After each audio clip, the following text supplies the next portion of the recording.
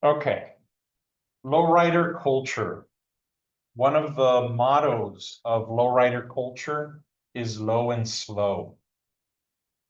As opposed to having cars that are necessarily expensive or new or fast or with big engines, or lifted up with big wheels. With lowriders, it is about lowering the vehicle close to the ground, driving slow, making it look as nice as you can, going cruising.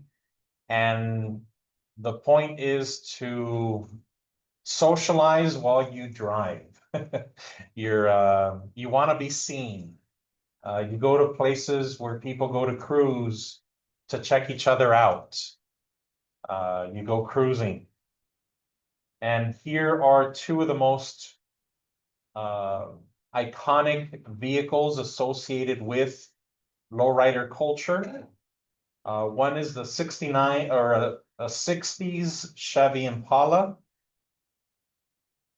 And the other one is a Chevy, what they call them bombs, vehicles from the 1940s.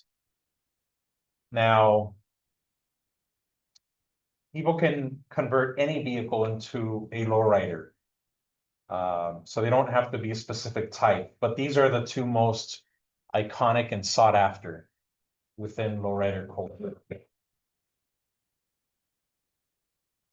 A lowrider refers to any vehicle lowered to within a few inches off the road.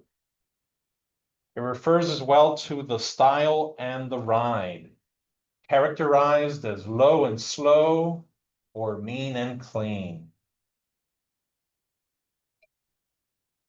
And so again, lowering a vehicle and making it, driving it low and slow and, having it look just cool and as clean and good as you can get it to look.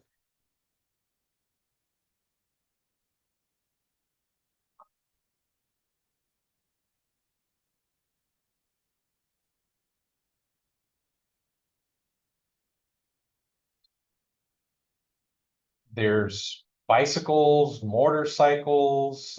Here's two examples of the bombs. Here's another example of the 60s Chevy Impala. And so yeah, it can be anything, but again, these are the two most iconic and sought after types of vehicles for lowriding. Lowriding is about showboating, ego. You may live in a beat up house, but your car is looking spotless and clean. We use the car as the opportunity to show off our best. This is, and I don't think I'm going to test you on any of these individuals. You don't have to know the specific individuals. It's focused on lowrider culture broadly.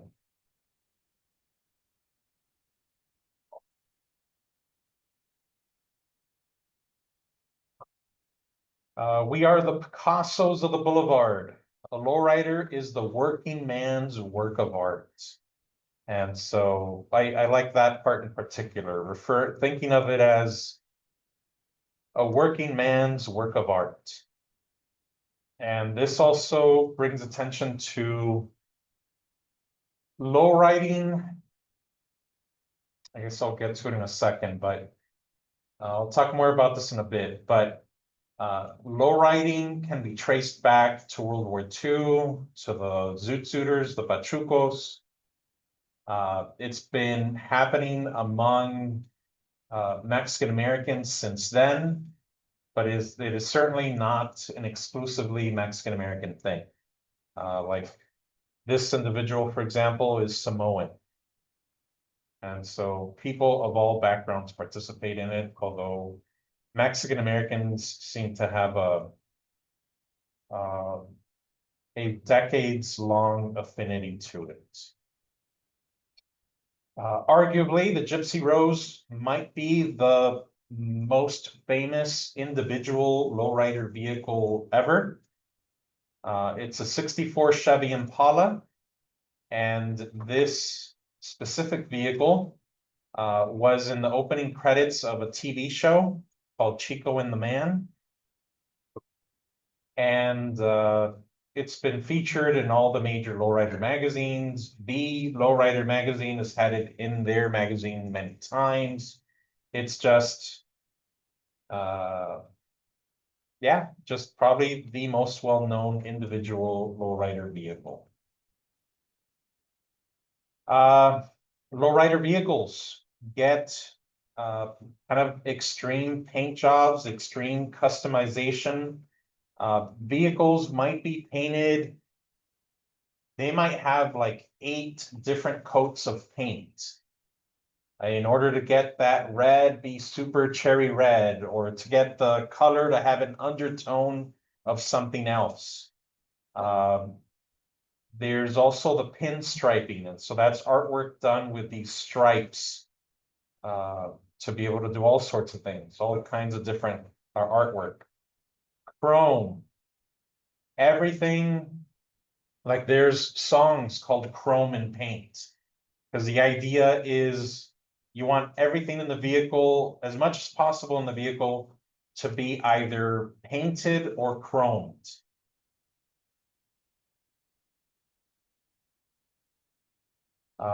You know, customized upholstery. Each person will customize according to their own imagination.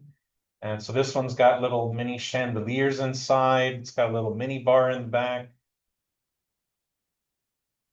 Again, the pinstripes, murals on the car itself. This one doesn't have a roof, and it's got a, I don't know, it's got a literally a casket inside of it.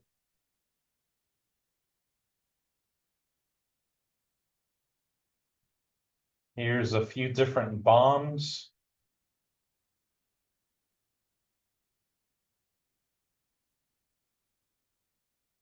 The artwork, the connotations, associations with Mexican American lowriders.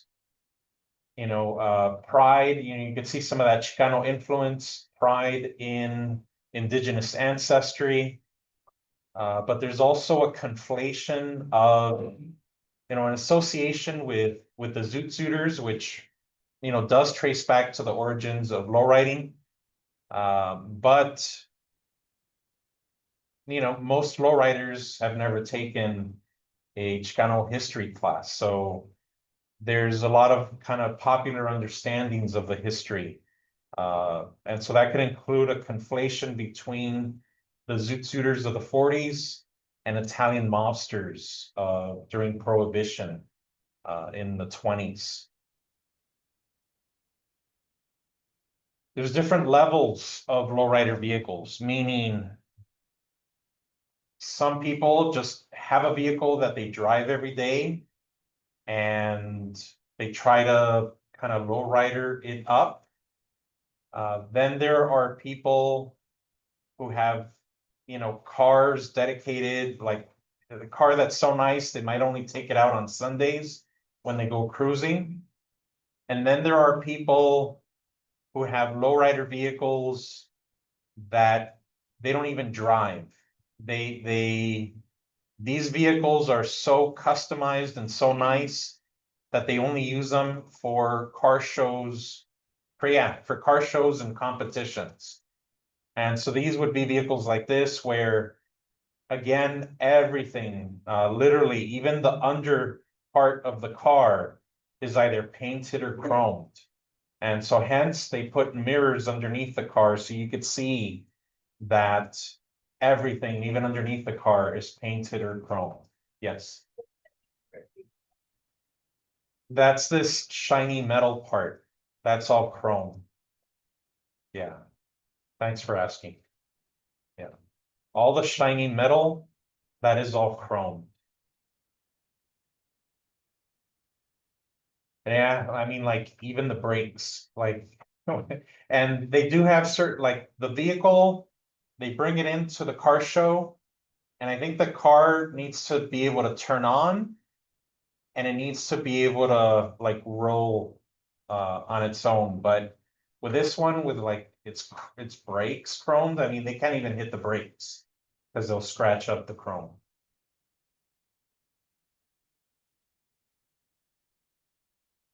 Here's another one, you know, kind of like, I don't know, reminds me of like an early Transformer, how it kind of breaks apart. The customized Aztec pyramid bucket seats, kind of Mesoamerican inspired designs, style. Even the under part of the hood is painted with a mural.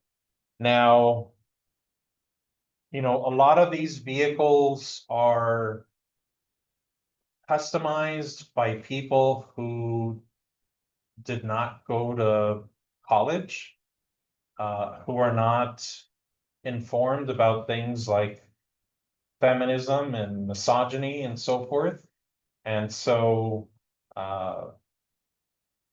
we do see a significant amount of objectification of women in this, kind of normalized in this culture. I don't want to pretend that it's not there. And so, yeah, you can see it.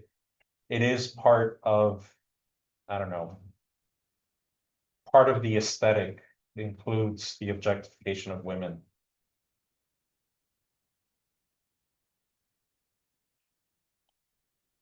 There's also hydraulic pumps. And so the vehicles will often have a bunch of hydraulic pumps in the back or in the back, and then the trunk will be full of batteries. The purpose of those are to raise and lower the vehicle. So a lot of this culture has been criminalized. And I think it was back in the 1950s when in California, they passed a law that said that vehicles couldn't be lower than a certain number of inches off the ground. And so then that's when they started coming up with hydraulics so that they could, you know, when they're driving, the vehicle would be at a regular height. But when they parked, they could lower the vehicle. And so they'd get in their car, hit the hydraulic, hit the switch, lift it up, and then drive. And so, yeah, it was a way of trying to avoid or go around the criminalization of the culture. So I mentioned that lowriding began at the time in the 1940s, at the time of the zoot suits. And so there's this interesting, I don't know, kind of tension, affinity yet tension between street gang members and lowrider car clubs, because they both look back to the Pachucos of the 1940s as the origin of their culture, but the lowrider car clubs are very adamant about not being street gangs, about not wanting street gang members in their clubs, about not bringing negative attention or danger to their vehicles, their pride and joy that they put a lot of money into. That doesn't mean street gang members don't buy lowriders whenever they can, but most car clubs won't let them in their car club if they're active street gang members. Yeah. Again, murals on vehicles here on a bomb, but yet also kind of conflation between the 1940s and 50s. You see the inspiration of history. You see the Virgin of Guadalupe here. This vehicle is inspired by the history of Chavez Ravine, that place where the people in that ethnic Mexican neighborhood were kicked out.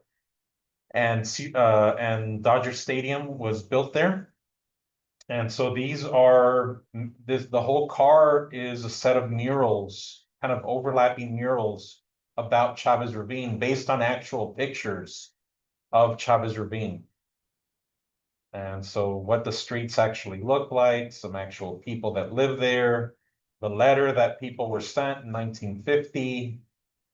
Here's the Arechiga family getting dragged out by the sheriffs. The media there. Walter O'Malley, owner of the Dodgers at that time. And then some are just for fun. Here they lowridered a ice cream truck. Lowered to the ground, just had fun with it. And yes, again, kind of the conflation of pachucos with Italian mobsters, and the objectification of women. The car clubs.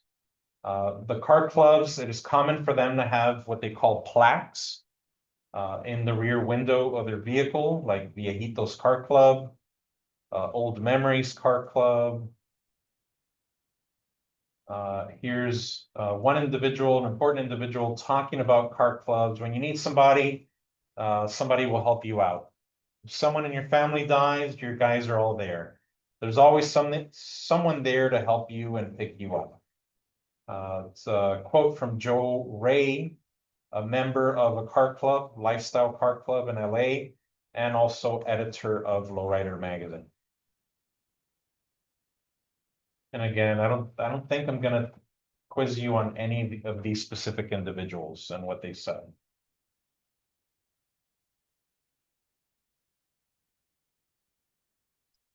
Here's some examples of some clubs, Imperials.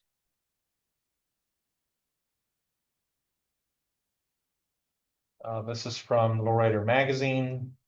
People, they do a lot of fundraisers for different causes. They're like an extended family.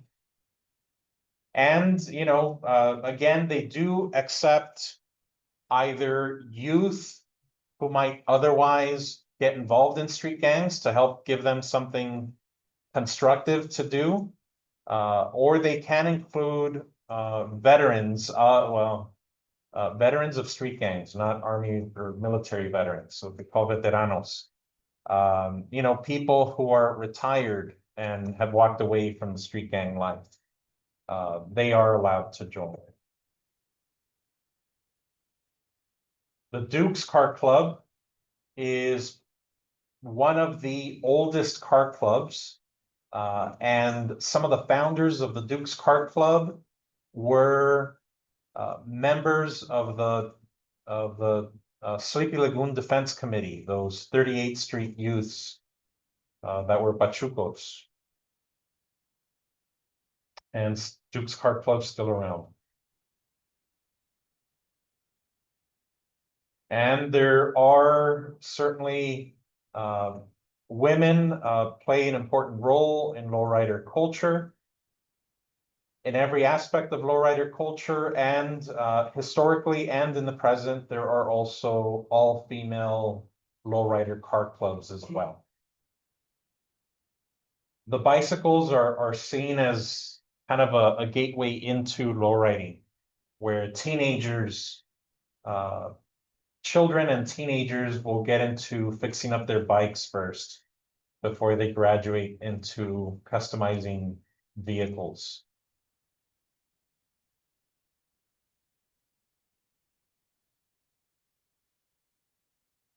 Lowrider Magazine played an important role in the history and revitalization of lowrider culture. Like I said, starts in the 1940s, but in the 1970s, there was a revival of it, and Lowrider Magazine helped make that happen. Here's that Gypsy Rose vehicle again that I mentioned before as the most well-known one, individual vehicle. So just the history of lowrider vehicle, the covers of Lowrider Magazine. And so again, there's always been women, but often objectified, and it actually looks like the objectification got worse over decades, not less.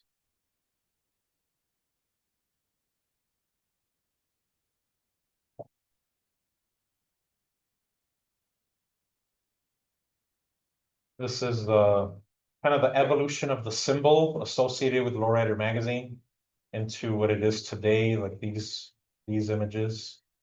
It had to do with the magazine being $1 initially, and then it just kind of turned into that over the years and decades.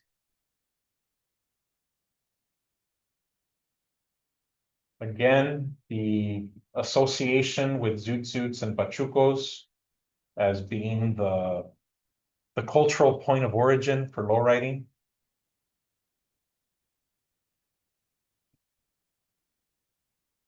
Let's see, I'll show you some videos.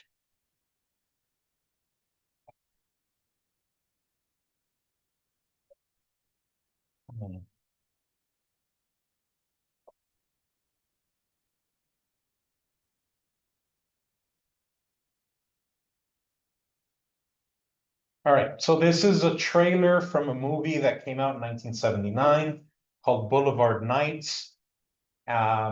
It does do a lot of conflation of the street gangs with the lowriding. But things don't happen in a vacuum. Things were simultaneously existing in the same neighborhood, so that's not entirely off. Another interesting thing about it is that this movie about Mexican American youth in Los Angeles was written by uh, a Japanese person. And so that, back in 1979, we already start having these interesting cultural connections with Japan that I'll talk more about in a bit. All right, so let's see this. What happens at night?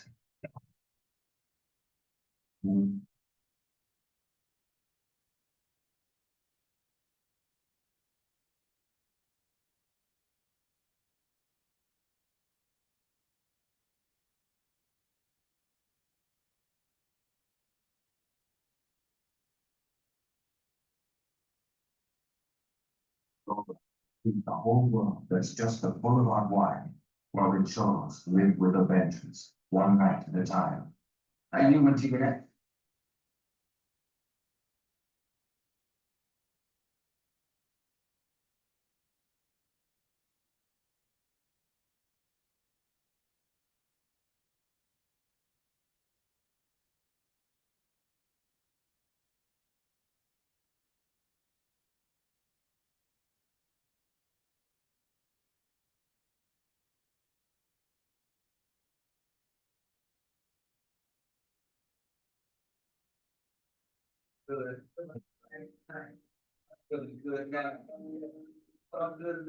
Here's yeah, a music video of a Chicano rapper from Southern California.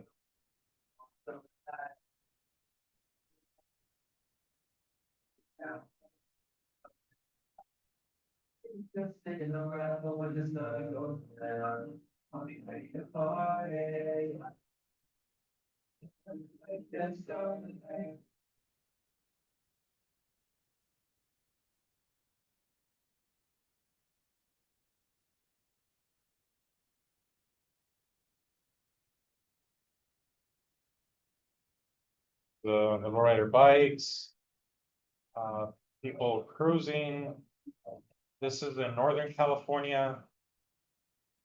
Different kinds of vehicles.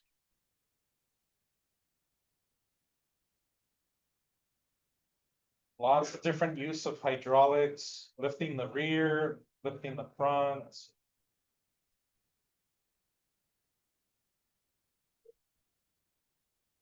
Three-wheel.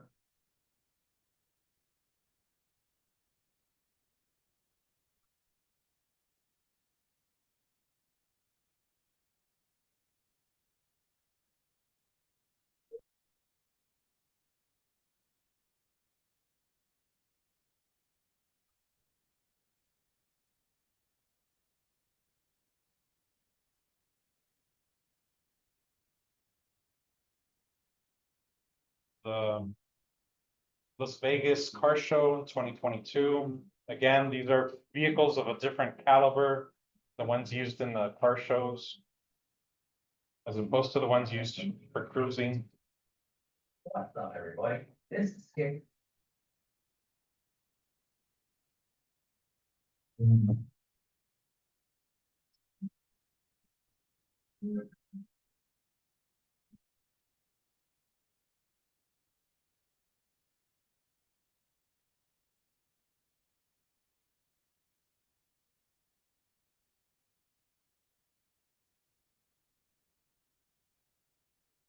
Hydraulics and batteries in the trunk.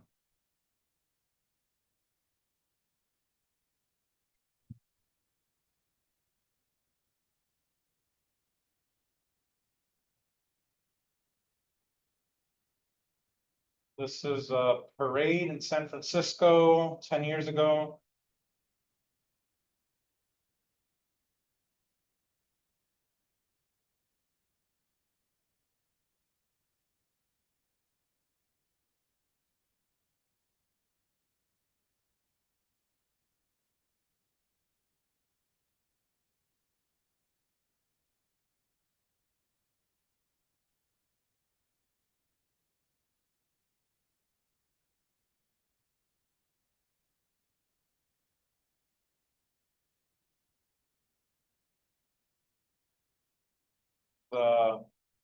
There's hop contests where they make the vehicles jump really high. They've now gotten it to where the vehicle's practically vertical when it in those competitions.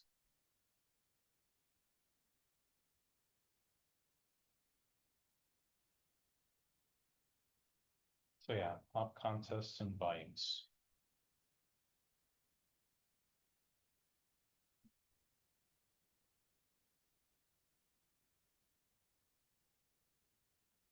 Like I mentioned, there's a long history of lowrider culture being criminalized, where people would go, and usually on Sundays, to go cruising, to drive their vehicles and socialize with other young people.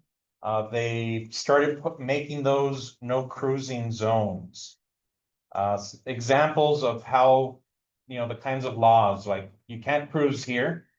If the police see you pass 2 times within 6 hours, then that's defined as cruising and you can get a ticket. So this means that if you live in that neighborhood and you go to the store and buy something and then drive back home and it's within 6 hours, the police can give you a ticket for cruising because they saw you twice within a 6-hour period. Yeah. Why wouldn't they make it so that you're not allowed to drive really far? Say it again. You can't drive what? Like really far into the speed limit? Like, isn't that the problem with blue riding? Like, isn't that why they would want to?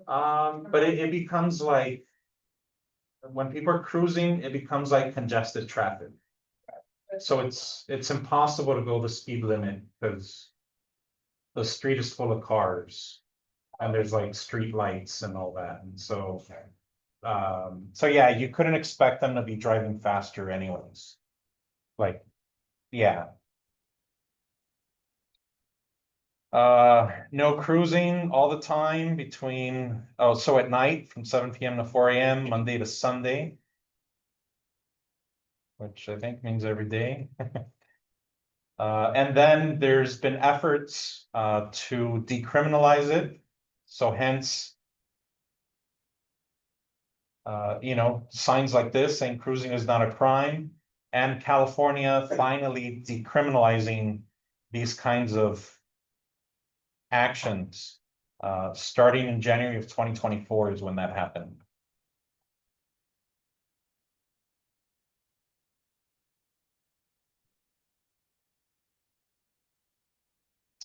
And lowriding has influenced other parts of the world, like Japan, Spain, Brazil, and even New Zealand. And so I'll show you some examples of each of those, starting with Japan. Whoops. I made the mistake of writing Spain here. My Sorry, that's supposed to say Japan. I was a step ahead of myself. This is Lowrider Magazine in Japanese. They also have their own Lowrider magazines in Japan that are not part of the official Lowrider magazine. They have other independent ones. And again, you do see a lot of conflation between street gang culture and lowriding. You know, like people throwing street signs, having bandanas, blue and red, hairnets. This is a picture I took when I was in Japan. I thought it was interesting that they were selling T-shirts with the Virgin of Guadalupe, and it was kind of like an urban hip hop store.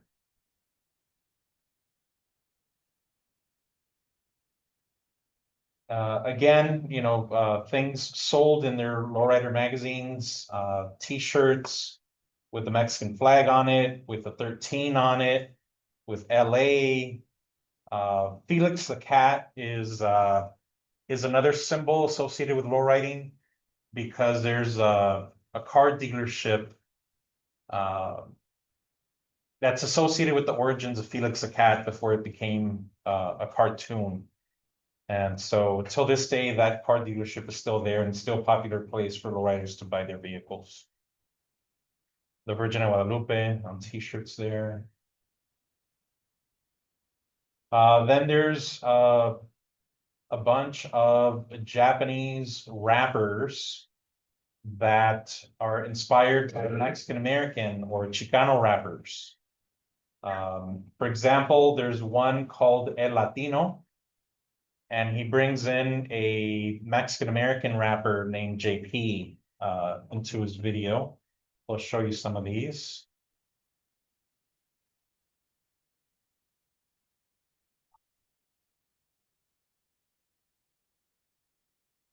Okay.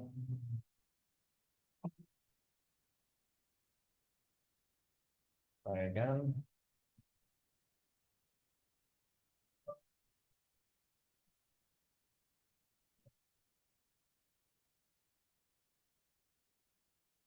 So his rapper name is El Latino. And he brought in this Mexican American rapper, I don't know, to kind of collab with his video. Rapping in Japanese.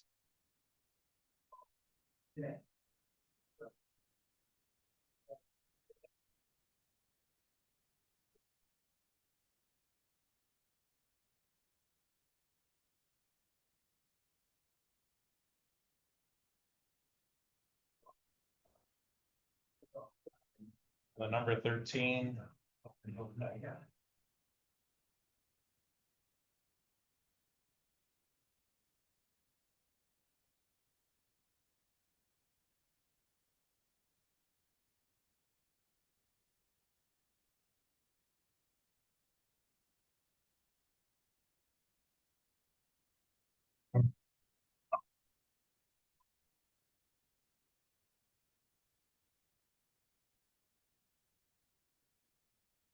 This is Kid Frost, a Chicano rapper from LA.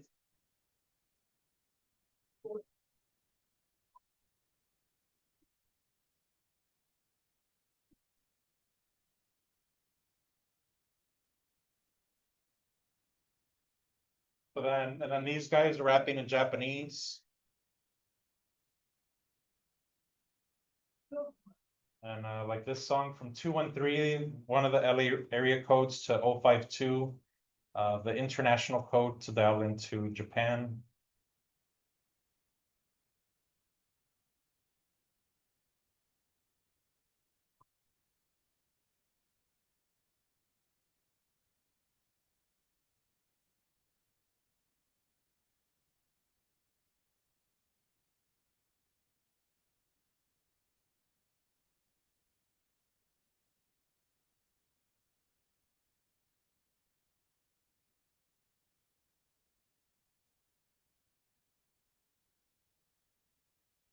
So again, those connections, like this car club name, Primera, is That's the same name as the name of the street gang in that movie that I showed from 1979, Boulevard Nights.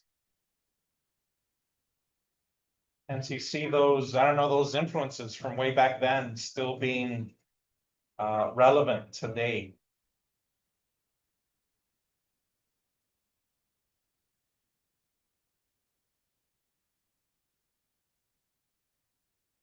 Here's an interview with a guy in Japan about this.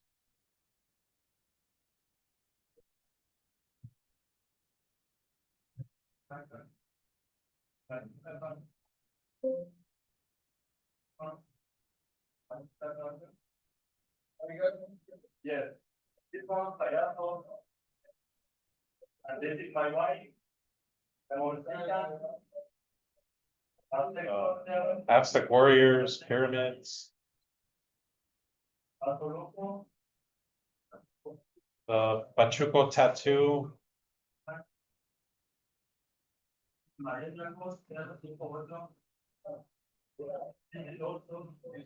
Original gangster from Bhopal Great. Bhopal Great is taken by the.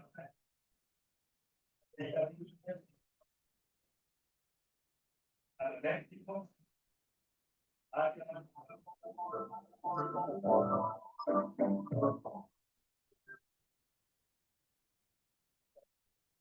Bow and Low, Park Club.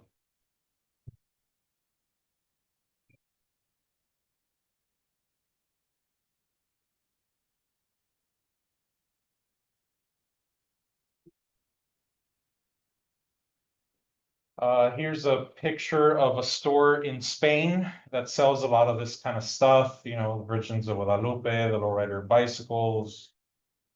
Kind of like the Raiders resemblance here. Here's a Esteban Oriol photograph, considered the guy who first created that symbol when people say LA with their fingers, with the hand sign, and so that. But yeah, you see all of that. Clear connections. Here's that lowrider symbol I showed you before, associated with Lowrider Magazine. Just more of the stuff in Spain, Brazil.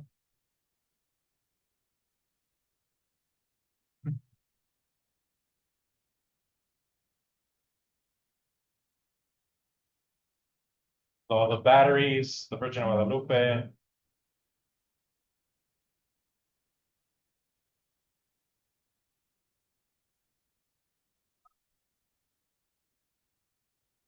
South Central. Bike club, using Norte and Sur.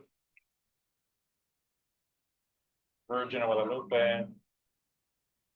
Vamos que somos, temos humildade e respeito. Então, eu vou mais para aqui. They speaking in Portuguese. South American Cholo.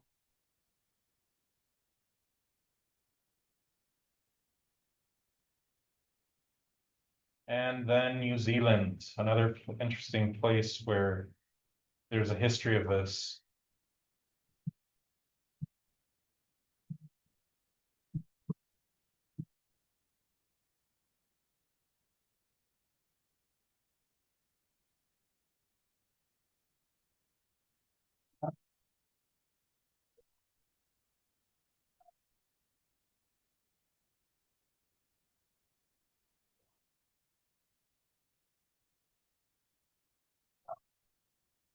I gotta stop after it says England. That's where I grew up.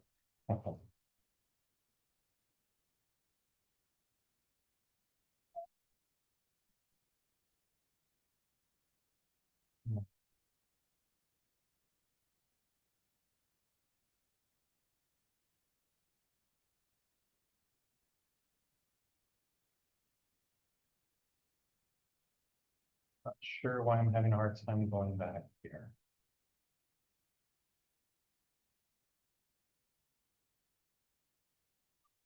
There it is.